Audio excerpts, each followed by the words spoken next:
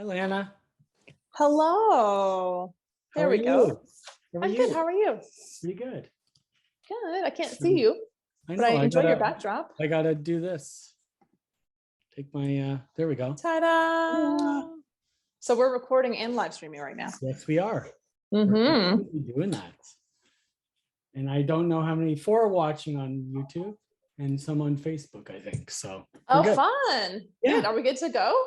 We're good to go. Oh, We're amazing. good to start it. Well, this is exciting. Well, first off, congratulations. How are you feeling? I'm happy. It's like, I don't think it's like giving birth to a baby, but it's similar in one sense, Fair enough. Well, I do. Okay, so I off the top, of course, congrats on the new record, but why Cheer for the Deer? That even just the title had me questioning. Curious. Sure. A friend right at the end of the first year of the pandemic, 2020, her son was going hunting, a family tradition, right? And she said, I always cheer for the deer. And I thought, that's a great phrase, meaning they come back empty-handed, right? And I thought that's like a rally call for lots of things, right? And it took on a life of its own.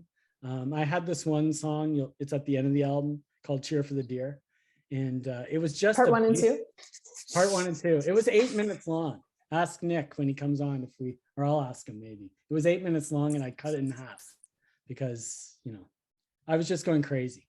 But I thought that was a good thing to do. It was like Cheer for the Deer. I thought it was a rally cry for so many things, like the underdog, rooting for the underdog, that kind of thing. It's really about being optimistic more than anything. And I really love the phrase. So that's why I kept that. Hey, you've been playing music for such a long time. I know that you played guitar for a long time. So why was it the right time to release a record now? Was it the pandemic? Yeah, you know what? I had just released an EP earlier in 2020 of like indie rock, 4 or 5 songs. And by the end of the year, we're all stuck at home. What are you going to do? And I have like my tools at home and to do music. And I had a couple of songs and I talked to Nick Boyd, who we're going to bring on later. And I said, I have a couple of songs I want to get mixed. So eventually I realized I had enough to do an album, right? And I thought, wow, maybe I can actually do an album for once. So it basically turned out to be an album. And it was oops, I'm sorry, I didn't mean to interrupt you. Continue. Go ahead. What were you saying? Oh, no, I just was going to say, is this a pandemic record? So it wasn't the pandemic that motivated you to start going. It was beforehand. You know what it was? It was a bunch of songs that I thought were okay and good. And I thought maybe now's the opportunity for me to do them at home because a lot of them are electronic based. Even some I barely touched, to be honest. They'd been written for a long time. And I just sort of said to Nick, here, go and mix it and put it in the album. Like, I think majority of the songs were probably written while my time at Radio 3. But they weren't all complete. They weren't all complete. Lyrically, they weren't all there. And in some cases, I did a lot over the pandemic to sort of build them out, So for those watching, we know each other from CBC Radio 3 from many years ago when we were both working there. And as a huge music nerd, actually both music nerds, it's so fun to it's like, I don't know if it's a full circle, but it's so nice to see and hear your music after so long of just hearing about all of the projects you've been part of, helping your kids and teaching guitar and making music on your own. Yeah. So I'm super excited for you. Thank you. I mean, you're the one who got me into the music committee there, right? So I think they're looking for people and it was such a hard job. I felt so, I felt like, oh, I really have to listen to all the songs and make a good choice. So I know what it's like to be on the receiving end now, right? Right. Which is, I mean, you're taking it very seriously. I'll definitely say that much. And I need to talk right about, so again, I know you as a guitar player, but these are heavily synth-based tracks. Yeah. When you were composing or when you were creating, did you start with keys and synth, or did you start with guitar? Yeah, for these songs where it's synth, it was synth from the beginning. And guitars actually in this album are really kind of an afterthought for the most part. I always, like early on when I was into metal as a teenager and stuff, I also liked synth music. So I used to do stuff in our band room in high school, and I do like synth songs and that kind of thing. At that time it was called MIDI and stuff, but I always had synth. I always liked Depeche Mode, OMD, New Order, that kind of thing. So there's definitely a New Order vibe. I'm trying to figure out, Capture Love has a New Order vibe. Yes. I wrote that note for sure. that song was written again back in those days, but that whole arpeggio part at the beginning, I added that on during the pandemic. So I was like, that really made it. I thought it made it kind of flow and stuff. And I thought that was kind of neat. It's kind of like when you're writing songs, it's like a puzzle. You're putting pieces together until you're satisfied with the way it looks, right? And that's kind of what happened with most of the songs. So, well, I can't write music, so that's why I talk about it. So I'm excited to talk to you about the way you put it together. It's a journey. For me, it's a journey, right? So sometimes it's quick and sometimes it takes years. So what song was the challenging one? What song was the thorn in your side to get together?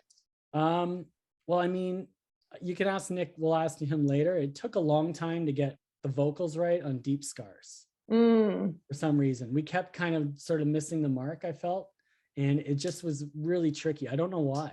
We probably remixed it the most out of all of them.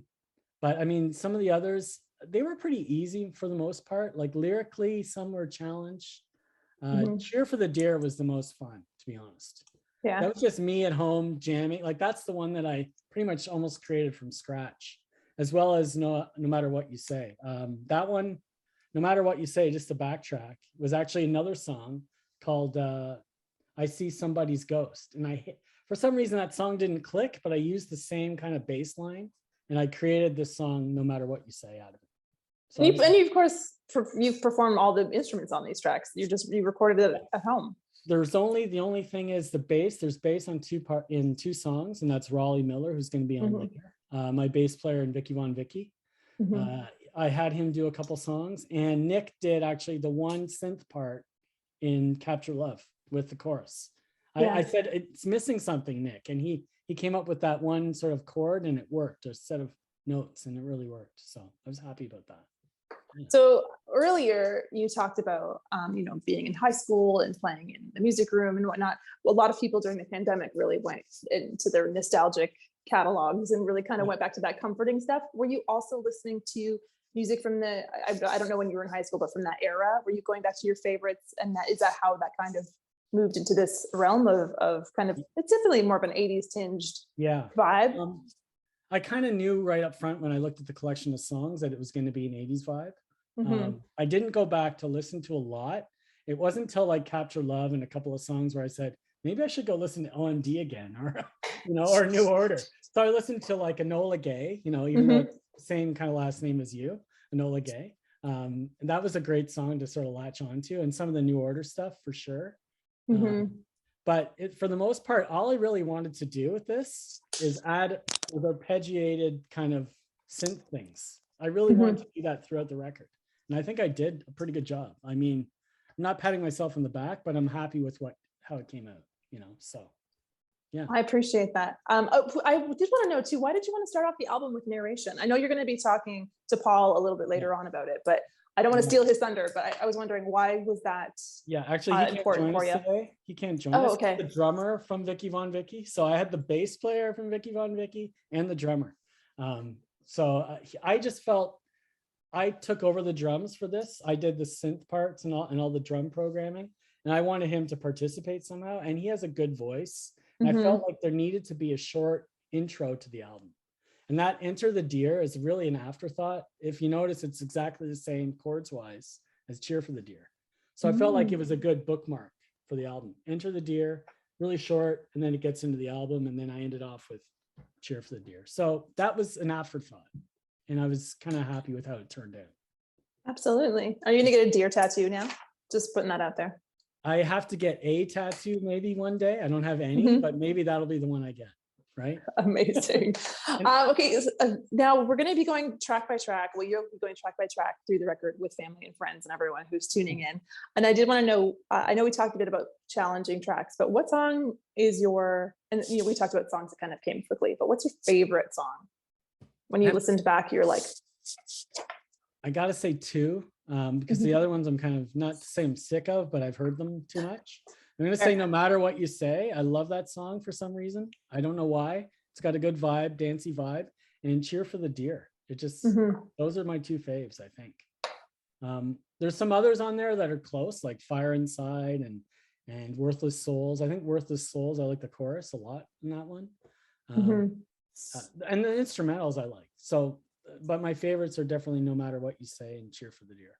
So now you have another band you've been playing in different projects Yeah. for, you know, your whole life. But is this your first record that you put together and put out there? it isn't, because right back when I started to listen to Radio 3 in 2009, I put out a Prince Farming album. So At that was time. actually a record you released under Yeah, that but it handle. wasn't. Yeah, it was basically me doing everything, like mixing, and then I went to Noah. I went to Noah Mintz to master, and he liked the songs, but I don't think they were really mixed well from my side. But I did sort of I think a full 10 songs back then.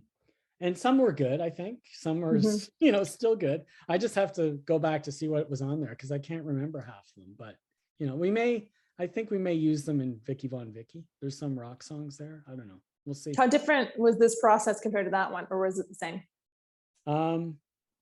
Good question. I'm trying to remember back then. Back then, I felt like I hadn't done music, like created music or written songs for a while. It'd been maybe 7 or 8 years.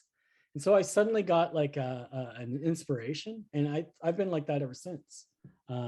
Just writing songs. Like I probably have a collection of 100 song bits on my iPhone. I don't know if did you hear Paul McCartney talk about this? He thinks it's it's about iPhone notes. No, it's just like your voice memos, right? Yeah. And he said it's ruining music, because people have an idea that's really good, but then they don't work through it. They just put it on their phone, right? But in my case, all the songs from here were kind of how that happened. You know, I just sort of went back and through them and found some that worked. I thought, hey, that's a good idea. I should keep with that. How far back were you going? I think I have from 2007, but I didn't go that far for this. Okay. But yeah. Well, I was wondering, because the thing is, you know, if you write something in a notebook or you go back, you don't have that timestamp where you said you had been working on songs since Radio 3 days. And we were both there for quite some time. So I was like, I wonder how far back we're going here. Yeah, that's right. Interesting. Well, you know, I think my time is almost up, because we've got Mr. Nixon Boyd coming up. We do. To join you. I don't know if you want to stick around or to talk with him a little bit, or just say hello, and then we can. Sure. Yeah.